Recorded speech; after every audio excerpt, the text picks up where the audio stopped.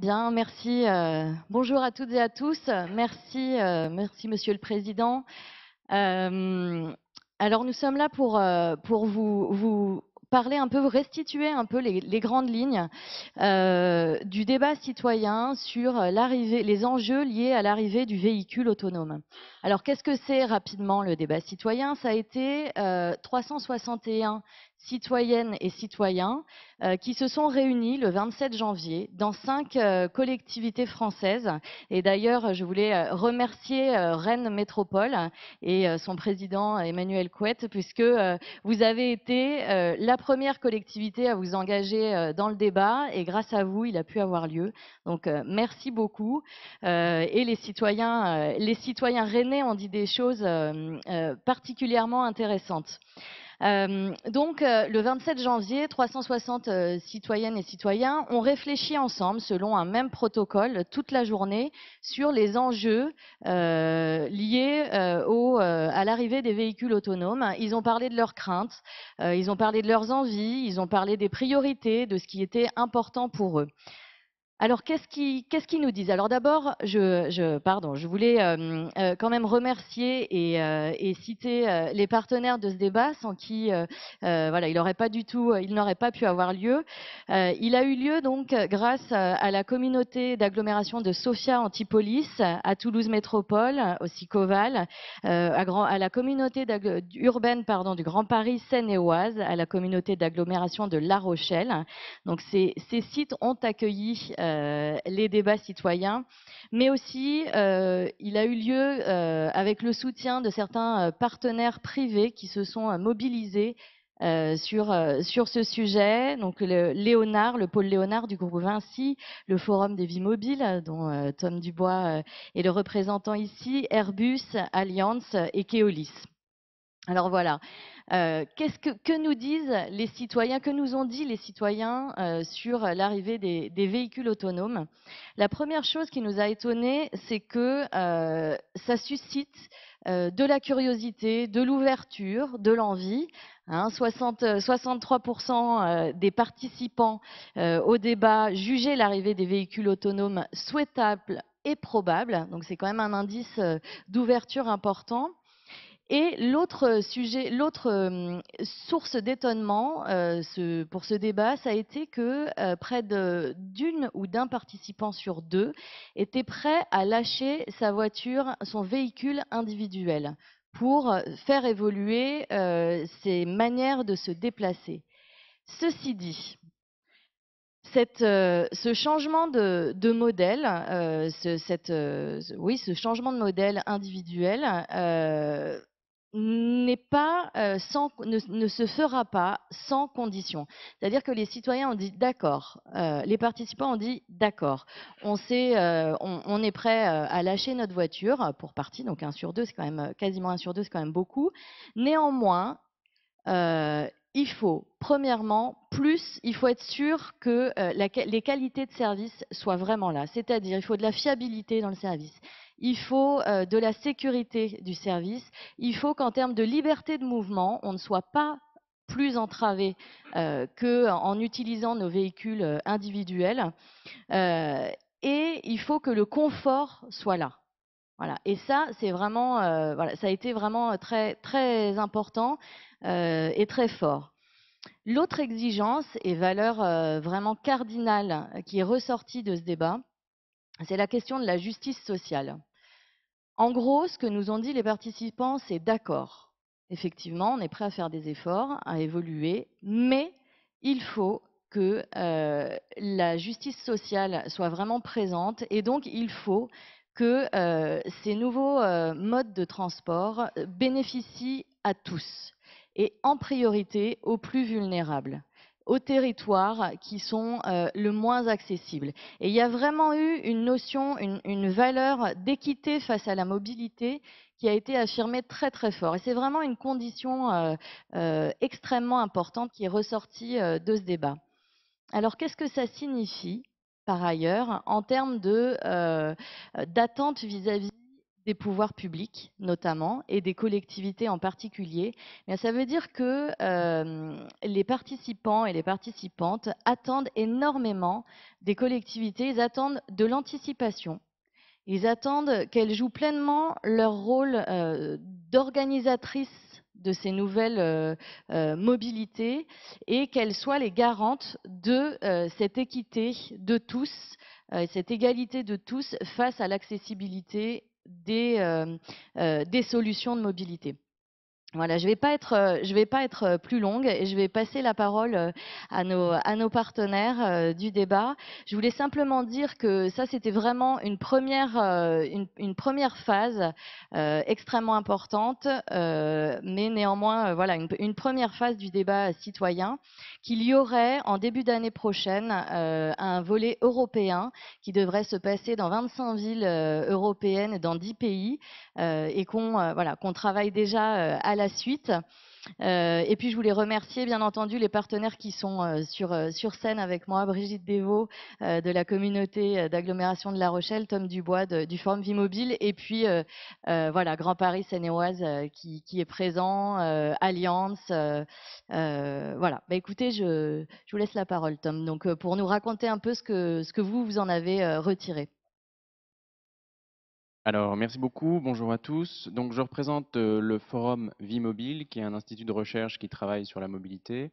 Nous avons deux grands axes de travail. Imaginer la mobilité du futur pour qu'elle soit plus soutenable. Aujourd'hui, les transports, c'est le premier secteur émetteur de CO2 et les émissions de CO2 liées à la voiture continuent d'augmenter, mais aussi une mobilité du futur qui soit plus désirée, puisque même si la mobilité reste vecteur de liberté, d'émancipation, c'est aussi quelque chose qui est de plus en plus contraint, de plus en plus subi et de plus en plus fatigant. Donc voilà, ce sont nos deux grands axes et ça explique pourquoi on a souhaité s'investir dans le débat sur le véhicule autonome, puisque le véhicule autonome, ça peut être une des solutions pour avoir une mobilité moins carbonée dans le futur. Et puis c'est aussi, avec ce débat, l'occasion de donner la parole aux gens avant que la technologie ne soit dans la rue, ce qui n'est pas toujours ce qui se passe.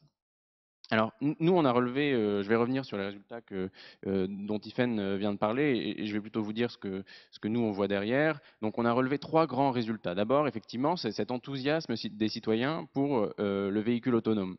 Ce qui est intéressant, c'est que derrière cet enthousiasme, il y a une condition très forte, c'est que le véhicule autonome soit au service d'un modèle de société, d'un modèle de mobilité qui soit différent de celui qu'on a aujourd'hui.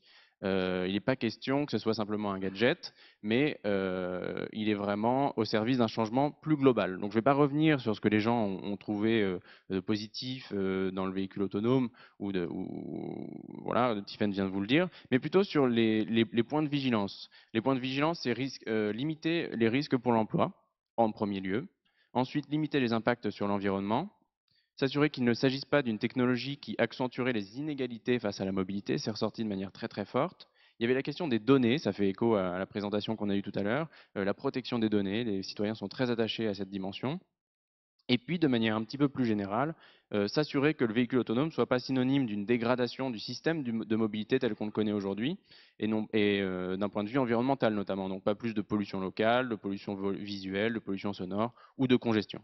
Donc en bref, pas un gadget qui vienne simplement ajouter des véhicules au trafic tel qu'on le connaît aujourd'hui.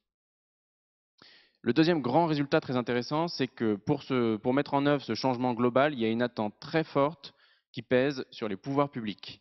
On ne s'attendait pas forcément à avoir un résultat aussi fort, mais les citoyens craignent que si rien n'est fait pour encadrer et orienter le développement du véhicule autonome, celui-ci ne devienne qu'une version, on va dire, luxe du véhicule tel qu'on le connaît aujourd'hui. Et ça, ils n'en veulent vraiment pas. Et ils ne veulent pas non plus de la notion il faut s'adapter, le véhicule autonome va arriver de toute manière. Non, ce qu'ils veulent, c'est que les pouvoirs publics proposent un projet de société, mettent le véhicule autonome au service d'une nouvelle organisation de la mobilité sur le territoire.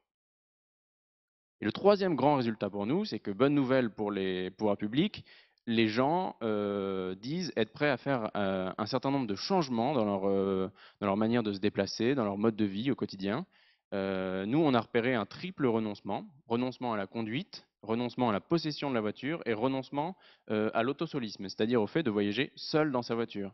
Donc attention, ils ne veulent pas tous renoncer à tout, ils ne veulent pas renoncer à tout en même temps, Mais on voit que le véhicule autonome est à même d'être un levier pour inciter les gens à ne plus posséder leur voiture ou à ne plus voyager seuls, ou en tout cas à voyager seuls moins souvent.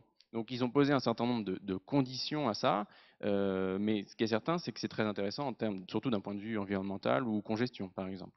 Alors les conditions qu'ils posent, c'est qu'ils veulent un système performant, qui soit sûr, disponible et souple, donc un système alternatif performant. Ils veulent avoir le choix dans ce système entre différents types de solutions en fonction du lieu, qu'il soit en ville ou à la campagne, du moment, que ce soit la nuit ou le jour, ou qu'il soit à plusieurs, qu'il soit encombré ou pas encombré. Voilà. On n'utilisera pas le même type de mode de transport selon ces différentes circonstances. Mais j'ai l'impression que ce triple renoncement, en tout cas, et le fait que les gens se disent être prêts à faire ce triple renoncement, ça laisse une belle marge de manœuvre quand même pour les pouvoirs publics. Et puis, peut-être, ce qui est intéressant aussi pour nous, c'est que ces résultats convergent avec ceux d'une grande enquête qu'on avait lancée au forum, il y a quelques années, oui, sur, la mobilité, les aspirations pour la mobilité pour le futur.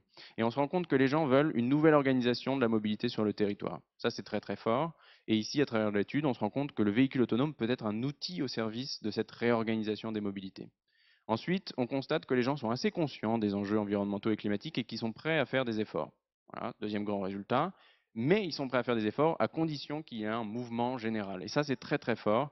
Ils veulent qu'on leur propose une solution alternative, un projet de société qui aille dans une direction désirée. Alors cette direction désirée, comment on la connaît? Déjà, on a vu que les citoyens qui ont participé à ce débat, ils nous ont montré qu'ils savaient ce qu'ils voulaient pour le futur. C'est quand même, voilà, on n'est pas toujours sûr de ça, mais si, les gens savent ce qu'ils veulent, donc c'est intéressant, et ça vaut le coup de les interroger parce qu'ils sont prêts à jouer le jeu. Ensuite, nous, on souhaite que ce débat ne soit qu'un début et que les pouvoirs publics continuent à mettre en place des instances pour permettre aux gens, pour mettre les gens en position d'arbitrer, et puis que ça leur permette d'orienter leur action. Et pour conclure, je dirais que aujourd'hui, il faut que les pouvoirs publics réalisent l'importance de l'attente qu'il y a envers eux, et que ça pourrait même leur dessiner un nouveau rôle qui serait celui d'organisateur des mobilités, et non pas uniquement organisateur des transports, mobilité au sens où il s'agirait d'organiser, disons, le programme d'activité, les questions de santé, les questions de travail, l'organisation du territoire, tout ça ensemble, et pas uniquement la question des modes de transport, mais plutôt vraiment travailler sur les modes de vie. Merci beaucoup, Tom Dubois. Alors, c'est une adresse directe à Brigitte Devaux, donc, qui est vice-présidente. Vous êtes vice-présidente transport et mobilité à la communauté d'agglomération de La Rochelle. Je vous laisse la parole. Merci d'abord pour cette invitation au milieu de toutes ces métropoles, hein, ces grands territoires. La Rochelle est une agglomération de moins de 200 000 habitants, donc c'est un témoignage un petit peu qui sort des habitudes. Alors moi, je voudrais déjà préciser un peu le contexte dans lequel nous sommes. La Rochelle s'est engagée dans ces débats citoyens tout simplement parce que il y a déjà une grande pratique de l'innovation et de l'expérimentation en termes de mobilité. La Rochelle est connue pour justement son territoire qui est très peu vaste, mais en même temps son ouverture. Alors là, je vous montre notre carte. On a une carte sous marque Kielo avec l'ensemble des services d'intermodalité depuis de nombreuses années, même avant Paris ou les métropoles, avec des vélos en libre service, des voitures en autopartage électrique, des bus de mer et puis évidemment les transports traditionnels. Donc c'est vrai que les citoyens, quand ils se sont engagés dans ce débat, et à notre invitation évidemment, on peut penser qu'il y avait une spécificité de leur réponse parce qu'ils avaient une certaine déjà sensibilité aux expérimentations et aux véhicules autonomes, puisqu'on a expérimenté dans le cadre du projet européen City Mobile, trois fois on a expérimenté sur plusieurs mois une navette autonome en milieu ouvert, sans aucun aménagement ou pratiquement rien sur la voie publique. Donc ces citoyens qui se sont engagés, 3 sont présents aujourd'hui, nous accompagnent, parce que c'est important aussi de leur apporter, qu'ils puissent entendre et témoigner des retours de cette expérience dans les autres territoires. Ces citoyens, ils se sont vraiment prononcés sur 3 choses. Je vais être très courte, hein, puisque beaucoup de choses évidemment ont été rendues par les précédents intervenants. Donc une excitation très forte sur la question du véhicule autonome.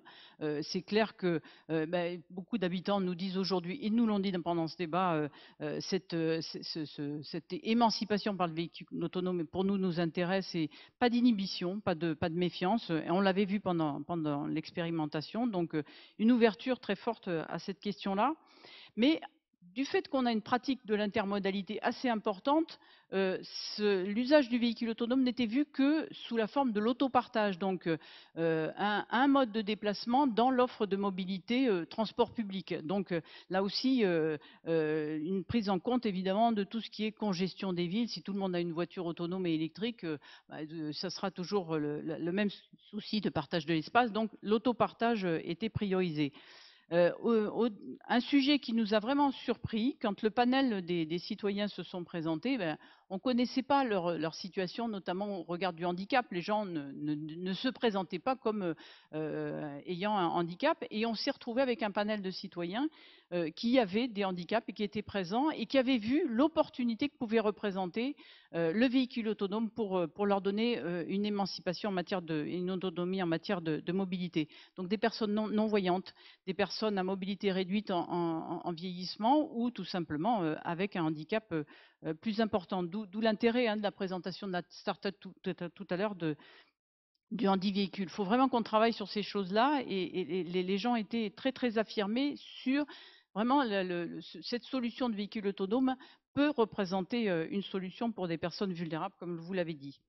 Et ensuite, ce à quoi les citoyens ont été sensibles, et c'était un peu l'impulsion que je voulais donner dans ce débat, c'est avant de lancer une technologie dans la vie publique, dans la vie courante, on s'autorise à prendre le temps d'en parler, sensibiliser, acculturer la population et les habitants pour connaître les enjeux de cette nouvelle technologie, anticiper sur les inconvénients, et notamment l'emploi. L'emploi a été un sujet très très fort, et il y a eu des échanges très importants en matière d'emploi. Ne pas faire comme on le fait aujourd'hui avec le diesel. On n'a pas anticipé sur la rupture avec le diesel ou sur l'industrie automobile, et on se retrouve à se questionner aujourd'hui, au moment où la technologie apparaît ou disparaît, se questionner sur la conversion des métiers, sur la transition professionnelle des métiers qui aujourd'hui vivent de ces industries-là. Donc vraiment un sujet qui a vraiment préoccupé les citoyens et auquel on doit rendre compte de notre préoccupation. Comment on va, moi je suis présidente d'une régie de transport, les conducteurs me disent, vous organisez des débats sur les véhicules autonomes, c'est nos métiers que vous mettez en jeu dans ces débats. Donc pensez-y, et je pense qu'il faut vraiment qu'on fasse attention à ça. Donc j'espère que dans les recherches prochaines, on va avoir aussi cette question de la transition des métiers et valoriser ces transitions et ces conversions. Merci.